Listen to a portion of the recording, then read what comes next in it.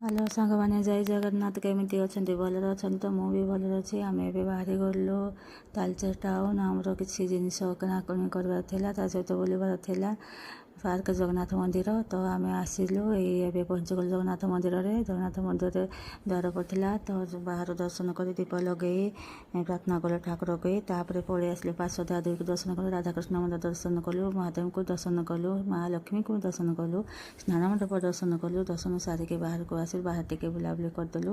ଜଗନ୍ନାଥ ମନ୍ଦିରର ପାର୍ଶ୍ୱ ଦେବୀଙ୍କ ଭିଉ ଦେଖିନିଅନ୍ତୁ, ଇଏ କେତେ ସୁନ୍ଦର ସନ୍ଧ୍ୟା ସମୟର ଭିଉ।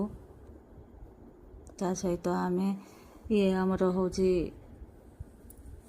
ଦୋଳମଣ୍ଡପ ଦର୍ଶନ କରି ବାହାରକୁ ଆସିଲୁ।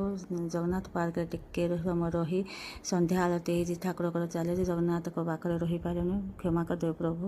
ସନ୍ଧ୍ୟା ଆଳତୀ ଚାଲିଛି। ଆମେ ପଳେଇ ଆସିଲୁ ସପିଂ ମହଲରେ ପହଞ୍ଚି ଟିକେ ଆମେ ବୁଲାବୁଲି କରିଲୁ।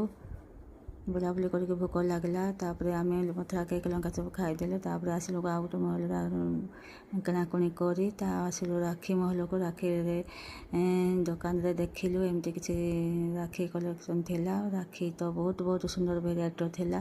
ବହୁତ ସୁନ୍ଦର ଆମେ ରାକ୍ଷୀ ବାଛିକି ଆଣିଲୁ। ଘରକୁ ରାକ୍ଷୀ ନେଇକି ଆସିଲୁ। ଆମେ ଭାଇମାନେ ରାକ୍ଷୀ ପିନ୍ଧେ ତ ହେତେବେଳକୁ 9:30 ଆସିଯାଇଥିଲା। ଆମ ଘରକୁ ଜଲ୍ଦି ପଳେଇ ଆସିଲୁ। ଶୁଭରାତ୍ରି, ଜୟ ଜଗନ୍ନାଥ।